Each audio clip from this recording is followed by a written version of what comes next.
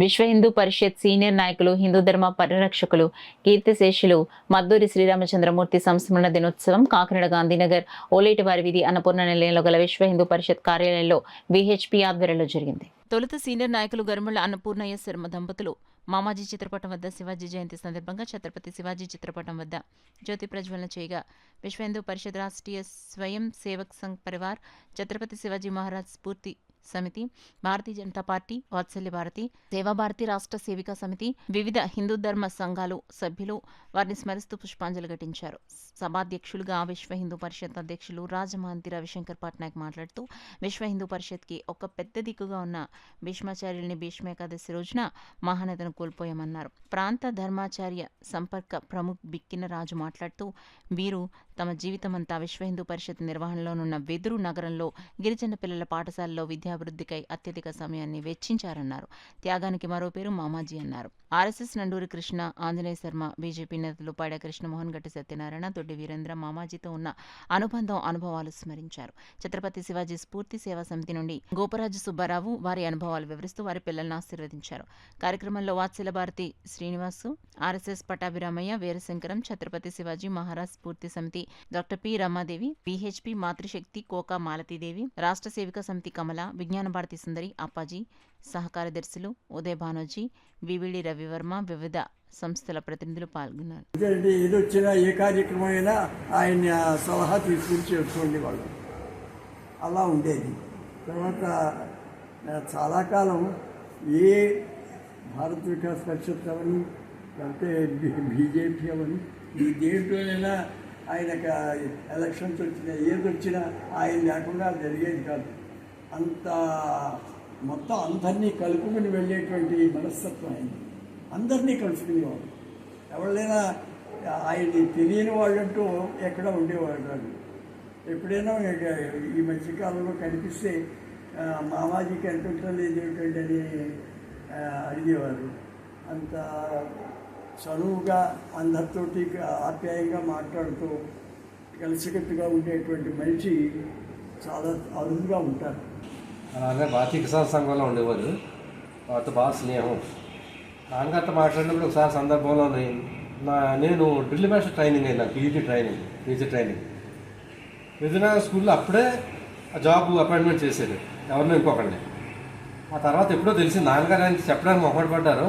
ఆ విషయం తెలిసి అయ్యో ఎంత చెప్పలేకపోయారెట్టి, నాకు చెప్పొచ్చు కదా మీరు, మన చేతిలో పని అది, పోస్ట్ మ్యాన్ ఏం చేద్దాం కదా అన్నారట. ఏదైనా చెప్పలేదు, పర్వాలేదు, ఎక్కడైనా పర్వాలేదు, ఎలా అయినా పర్వాలేదు. నాన్నగారు చెప్పలేదు. ఆయనకి చెప్పకపోవడంతో ఆయన కొంచెం చాలా బాధపడ్డారు.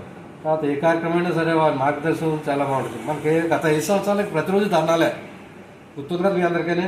ఏదో ఆలయాల్లో పడగొట్టమో, విగ్రహాలు ధ్వంసం చేయటమో, ధర్నాలు తగలబెట్టడం, ఇదే మన బతుకంతా 5 సంవత్సరాలు ధర్నాలతోనే సరిపోయింది. ఆ ధర్నాలు ప్రతి కార్యక్రమానికి పాప ఆయన వచ్చేవారు. జనం రాలేదు, ఎవరు రాకుండా పర్లేదు రాజు, మనం ఉన్నాం చాలు రండి ఆయన కలెక్టర్ ఆఫీస్కి నవ్వులాంటి ఇవ్వడానికి అక్కడికి ఆయన వచ్చేవారు. అన్నపూర్ణ శర్మ గారు ఇద్దరు వచ్చేవారు. ఆత్మక దిశలో విశ్వ హిందూ పరిషత్ని ముందుకు నడిపించడానికి ఎంతగానో ఉపయోగపడింది. ఎంచేదంటే మరి అటువంటి మహానుభావుడు లేకపోతే ఏ సంస్థ కూడా ముందుకు వెళ్ళదు. అలాగా వారు ఏంటంటే ముందుకు నడిచే విధంగా ప్రతిదీ కూడా నిర్మాణాత్మక దశలోనే వెళ్ళేలాగా, అంటే కన్స్ట్రక్టివ్ వేలో ఆయన ప్రతిదీ కూడా నడిపించేవారు. అలా నడిపించడంలో మేము ఒక గొప్ప మార్గదర్శిని కోల్పోయామని చెప్పేసి చాలా బాధపడుతున్నాం. ఎందుకంటే మేము ఇప్పుడు గ్రామ స్థాయి కమిటీల దగ్గర నుంచి ప్రతి ఒక్కరిని కూడా నిర్మించుకునే దశలో ఉన్నాం. దానికి వారి దగ్గర చాలా అడ్రస్లు ఉన్నాయి, చాలామంది ప్రముఖుల యొక్క పేర్లు, సర్వీస్ చేసేవాళ్ళ పేర్లు ఉన్నాయి.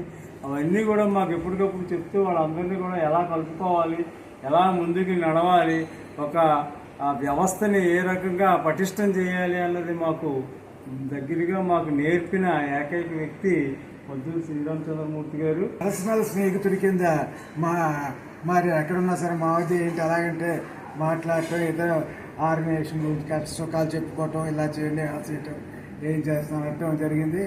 ఆయన లాస్ట్గా ఆయన చూసింది శివాజీ స్మృతి కేంద్రం ఇంద్రపాలెంలో ఏర్పాటు చేసిన ముందు ఒకసారి నా దగ్గరికి వచ్చి కలవటం జరిగింది. చాలాసేపు మాట్లాడుకున్నాం. ఆయన మరణమాట విని చాలా ఆశ్చర్యం, ఒక ఆత్మీయుణ్ణి, ఒక చాలా చక్కటి మార్గదర్శిని కోల్పోయామనే ఫీలింగ్ వచ్చేది. ఆ ఎలక్షన్ జరిగిన టైంలోనూ తర్వాత ఇంకొక 2 ఎలక్షన్స్ కూడా మీరు ఇన్ఛార్జ్ కింద వస్తే బాగుంటుందని చెప్పి అడిగినప్పుడు నాకు ఇంక ఓపిక లేదు, నేను చేయలేను, రాలేదని చెప్పి చెప్పడం జరిగింది. ఆయన ఆ ఎలక్షన్లో నిజంగా వేళ శ్రీరామచంద్రమూర్తి గారు లేకపోతే ఆఫీసు ఎలా నడిచిందో చెప్పడం చాలా గౌరవంతో. అప్పుడు మాకు అనిపిస్తుంది సంఘం అంటే, సంఘంలో మనుషులు అంటే ఇలాగ ఉంటారు. ఆర్ఎస్ఎస్ ట్రైనింగ్ తప్పనిసరి రావాలని పట్టుదలతోటి ఒకే ఒక నిమిషం చెప్పి వచ్చి ఆయన కార్డు ఇవ్వడం, తర్వాత డొనేషన్ కూడా అడగలేదు. ఏమైనా సహాయాలు చేస్తానంటే మీరు పెద్దగా మీరు డొనేషన్ రాలేదండి, చేస్తే చేయమని చెప్పేసి వెళ్ళిపోయాడు. మరొకసారి ఏంటంటే ఆయన ఉంటే మదర్ నగర్లో ఒక టెంపుల్ ఉంటే టెంపుల్కి మేము అప్పుడప్పుడు వినాయక చవితి నాటికి మేము రొట్టెలు కూడా అడగడం ఉంది. ఆయన గుర్తు చేసి గత సంవత్సరం కూడా గుర్తు చేసి మీరు మా అది రాలేదండి, తప్పనిసరి మీరు రావాలి, వచ్చి మా కళ్యాణ దర్శనం చెప్పి అన్నారు. అలాగే ఆ విధిలో కూడా మొక్కలేమని అని పిలిచి ఆ కమిట్మెంట్ నేను సోమదేవి బాగా చేయాలని చెప్పిన వ్యక్తులు ఆయన. అలాంటి వ్యక్తి మన మధ్యలో లేకపోవడం చాలా బాధాకరమైంది. ఈ మామాజీ గారి గురించి సార్ చెప్పినట్టుగా ఆ భీష్మ గారు చనిపోయారంటే ఎంత గొప్ప ఆలోచించండి. అంటే అలాంటి మరణం కూడా గొప్ప స్ఫూర్తి అది. అలాంటి వ్యక్తులను స్మరించుకుంటూ ఆయన అడిగిన నడవాలని కోరుకుంటూ